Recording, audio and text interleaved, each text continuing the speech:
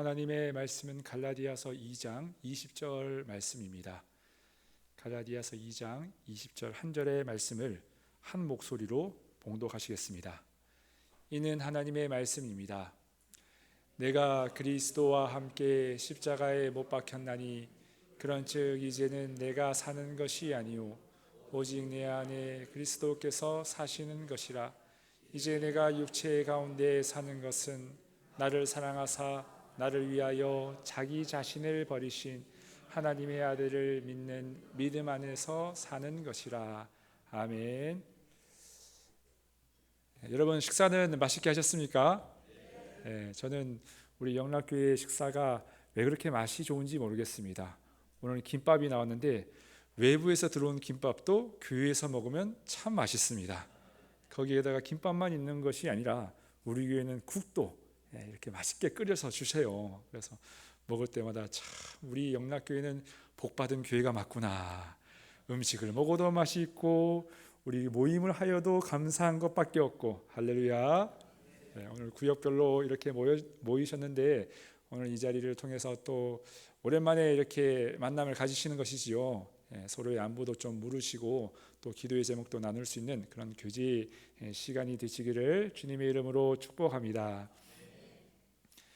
제가 대학생들을 섬겼던 이 청년부를 섬겼을 때의 일입니다. 그때 여청년 한 명이 저에게 와서 질문을 했었어요. 청년들이 질문을 하면은 이 가슴이 철렁 내려앉습니다. 어려운 질문들이 많아요. 이 자존감에 대한 질문이었습니다. 자존감이라는 것은 나 스스로를 가치 있게 여기는 감정입니다. 나를 높게 평가하는, 나를 사랑하는 그런 감정인 것이죠. 그래서 이 자존감이 낮은 사람들 같은 경우는 누군가 자기를 무시하게 되면은 대번 티가 납니다. 이 화를 많이 내요. 왜냐하면 자기도 스스로를 높게 평가하고 있지 않은데 남이 나를 높게 평가하지 않으면은 이게 화가 나는 것입니다. 반대로 자존감이 높은 사람일수록요, 누가 와서 시비를 건다거나 혹은 무시를 한다 하더라도 전혀 감정의 요동이 없습니다. 왜 그런가?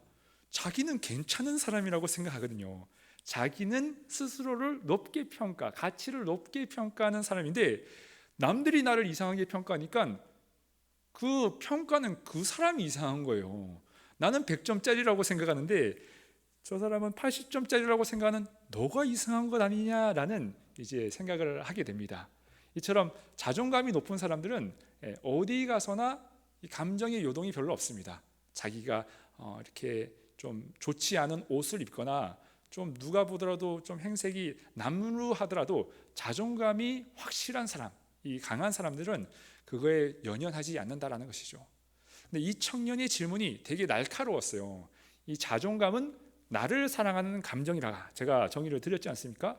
그런데 기독교는 자존감을 무너뜨리는 종교 아닙니까? 라는 질문이었어요. 왜냐하면 여러분 기독교는 우리에 대해서 무엇이라고 얘기를 합니까? 대부분 나를 어떻게 얘기하죠? 죄인이라고 얘기해요. 죄인. 그렇죠? 우리 스스로를 이 악한 사람이라고 평가를 하는 것입니다. 그러니 이 성경을 읽으면 읽을수록 내 자존감이 낮아지고 자존감을 깎아내리려는 책이 아니냐라는 식의 질문이었던 것이죠. 여러분들은 어떻게 대답하시겠습니까? 별로 마음에 생각이 없으시니까 그러면서 이 친구가 또 이런 성경 구절을 얘기하는 겁니다. 오늘 우리가 주일 예배 때 읽었던 성경 구절이요, 마가복음 8장에 있었던 말씀인데 우리 함께 읽어보도록 하겠습니다. 시작. 우리와 제자들을 불러 이르시되 누구든지 나를 따라오려거든 자기를 부인하고 자기 십자가를 지고 나를 따를 것이니라. 아멘. 기독교는 나를 부인하는 종교이지 않습니까? 내 자존감이 다 무너지는 종교이지 않습니까? 라고 질문을 했습니다. 실제로 이 심리학자들 중에서 이 기독교는 이 건강한 자아 정체성을 형성하는 데 방해가 되는 종교로 평가를 하고 있습니다. 왜냐하면 우리 자신을 귀하게 여기고 사랑을 해야 되는데 성경은 자꾸만 우리를 포기하라, 네 자신을 내려놓아라 라는 이야기를 하기 때문입니다. 그러니 나 자신을 어떻게 귀하게 여기겠습니까? 그렇다면 여러분, 우리 기독교가 정말 자존감을 무너뜨리는 그런 종교일까요? 결론부터 말하자면 아닙니다. 왜냐하면 우리가 읽은 오늘 갈라디아서 2장 20절에서 분명히 이렇게 이야기하고 있기 때문입니다. 함께 읽어보도록 하겠습니다. 그리스도와 함께 십자가에 못 박혔나니 그런즉 이제는 내가 사는 것이 아니요 오직 내 안에 그리스도께서 사시는 것이라. 이제 내가 육체 가운데 사는 것은 나를 사랑하사 나를 위하여 자기 자신을 버리신 하나님의 아들을 믿는 믿음 안에서 사는 것이라. 아멘. 자, 성경에 보면은 내가 십자가에 못 박혔다, 나를 십자가에 못 박았다라는 표현이 나옵니다. 그래서 우리는 이 나를 포기해야 되는 것은 아닌가라는 생각을 해보게 되는데요, 여기에서 끝나는 것이 아닙니다. 뒤에 보면은 나는 십자가에 못 박혔나니 어떻게 알고 있죠? 빨간 글씨로 내 안에 누가 살고 있다고요? 그리스도께서 사시는 것이에요. 나를 포기하게 되면 나를 버리는 것이 아니라 내 안에 예수님이 살아계셔서 역사하시기 시작하는 겁니다. 그러기에 기독교라는 것은 자존감을 나로부터 찾는 종교가 아니라요, 누구로부터 찾는가? 내 안에 있는 예수 그리스도로부터 나의 정체성을 발견하는 종교가 이 기독교라는 것이죠. 여러분, 예수님은 어떤 존재이십니까? 예수님은 하나님의 아들이십니다. 신이세요. 인간이 생각할 수 있는 가치로 측정할 수 없는 그런 분이시에요. 그런 분이시죠. 근데 그분이 누구를 위해서 죽으셨다고요? 나를 위해서 죽으신 겁니다. 나를 대신해서 자신의 가치를 포기하고 나를 대신해서 죽으신 그분이 내 안에서 살아계시는 그 종교가 기독교라는 것이죠. 이게 비유가 적절하지 않을 수가 있지만 여러분들이 이해를 하고 들어주셨으면 좋겠습니다. 이렇게 생각하시면 좋을 것 같아요. 예를 들어서 제 심장에 이상이 생겼습니다. 이 심장의 박동이 정상적이지가 않아요. 병원에 가서 검사를 해봤더니 이거는 심장이 수명을 다 한 겁니다. 그래서 심장을 제가 살 수 있는 방법은 심장을 이식하는 방법밖에 없어요. 근데 심장을 이식해 줄 수 있는 사람이 아무도 없는 겁니다. 근데 이 사연이 감사하게도 이 공중파 방송을 타게 된 거예요. 예를 들어서입니다. 그냥 상상력을 동원해서 이야기를 하는 거예요. 그래서 어디에 나오는가? 인간극장에 나온 겁니다. 인간극장에 제가 병원에 있는 모습들이 나오면서 사연들이 나오니까 이 뭉클뭉클한 장면들이 있잖아요. 근데 그 장면을 보고 감동을 받으신 분이 계신 거예요. 누가 감동을 받았는가? 대통령님이 감동을 받으신 거예요. 그래서 예입니다, 여러분. 대통령님이 감동을 받으셔서 대통령님이 저를 위해서 심장 이식을 하시겠다고 결단을 하십니다.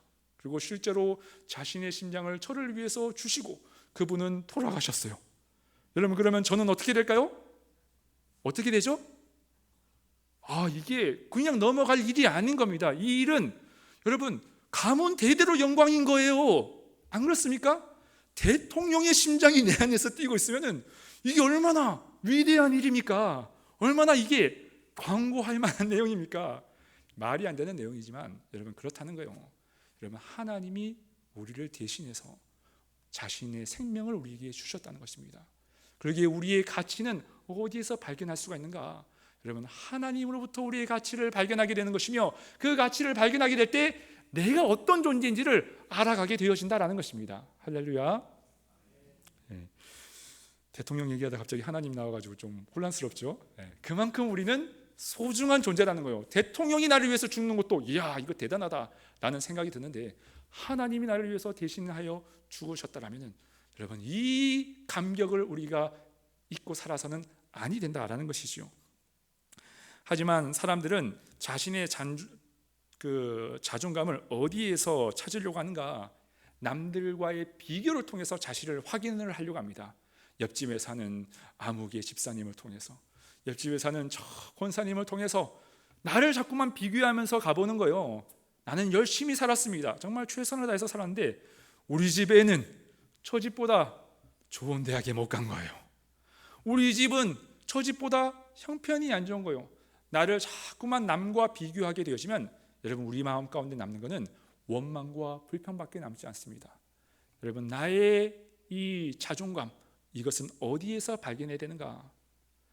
근데 여러분 세상은요 모든 사람들과 기관은 나를 평가할 때 비교를 통해서 우리를 봅니다.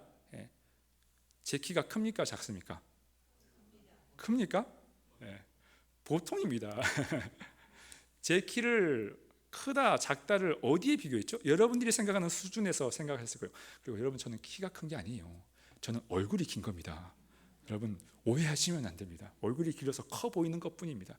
여러분들이 생각하는 기준을 가지고 크다 작다를 평가를 합니다. 이 세상에 있는 모든 평가는 다 그래요. 저 사람이 공부를 잘한다 못한다, 저 사람이 돈이 많다 적다는 남들과의 비교를 통해서 우리의 수준을 책정한다는 것입니다. 그런데 그렇게 우리를 가치를 측정하게 되어지면 남게 되어지는 것은 자책밖에 없다는 거예요.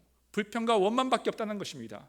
근데 여러분, 이 세상의 모든 기관과 사람이 우리를 비교를 통해서 측정하는데 유일하게 비교하지 않고 우리를 평가하시는 분이 계시더라는 겁니다. 그분이 누구신가? 바로 하나님이라는 거예요. 왜 하나님은 우리를 비교하지 않으시는가? 하나님은 창조주이십니다. 창조주. 우리는 뭐죠? 피조물이요. 아니, 창조주가 피조물을 만들어 놓고 이게 더 낫다, 이게 나쁘다 평가할 일이 있겠습니까? 본인이 만든 건데 평가할 일이 없는 거예요. 하나님 입장에서는 이것도 작품이고 저것도 작품인 거예요. 할렐루야. 얼굴이 길어도 작품이고 눈이 작아도 작품인 겁니다. 별로 공감이 안 되시는 것 같은데. 할렐루야. 네. 그러기에 여러분, 우리는 누구를 통해서 우리의 존재 가치를 발견해야 되는가? 하나님을 통해서 우리를 보게 되어질 때 우리는 소망을 가지게 되는 거예요. 희망을 가지게 되는 것입니다. 이 세상을 어떻게 살아가야 될지에 대해서 우리는 확신을 가지게 되는 거예요. 여러분들의 가치를 여러분 남들과 비교를 통해서 여러분들의 평가를 하지 마시기 바랍니다. 내 안에 나를 위해서 십자가에서 피 흘리신 그분이 살아계시지. 할렐루야. 그분이 나를 사랑하시지, 그분이 나의 인생을 붙들고 계시고 그분이 나와 함께 동행하여 주시라는 그 믿음을 가지고 여러분 살아가게 되어질 때 여러분, 하나님이 원하시며 기뻐하시는 그 일들을 감당하게 될 줄 믿습니다. 비교하고 평가하기 시작하면 내 마음 가운데 남는 것은 여러분 허무감과 자책밖에 없어요. 앞으로 나갈 수가 없습니다. 하지만 하나님을 통해서 나를 보게 되실 때, 하나님은 나를 통해서 어떤 일을 하실까? 하나님은 나는 부족하지만은 나를 통해서 무슨 일을 하실까라는 기대와 소망이 발견되어지는 것입니다. 주님의 사명을 감당할 때 우리는 가치 있고 존귀한 존재라는 것을 여러분 기억하십시오. 하나님이 우리를 위해서 목숨까지 버리도록 사랑하셨습니다. 그 가치를 붙들고 이 세상의 기준이 아니라 하나님이 기준을 가지고 살아갈 수 있는 저와 여러분들의 신앙이 되기를 주님의 이름으로 축복합니다. 기도하겠습니다. 하나님, 감사합니다. 우리를 위해서 죽으신 예수 그리스도가 우리 안에 살아계시다는 것을 말씀을 통하여 확인하게 하심을 감사드립니다. 이 세상에는 모든 기준이 비교와 평가를 통해서 나를 보게 되어지는데, 하나님, 우리는 주님을 통해서 나를 바라볼 수 있는 건강한 자존감의 소유자가 되어지게 하여 주시옵소서. 건강한 믿음이 저희 마음 가운데 자리 잡힘을 통하여서 하나님이 원하시며 기뻐하시는 일들을 감당할 수 있는 저희들의 신앙 되어지게 하여 주옵소서. 감사를 드리며 예수님의 이름으로 기도하옵나이다. 아멘.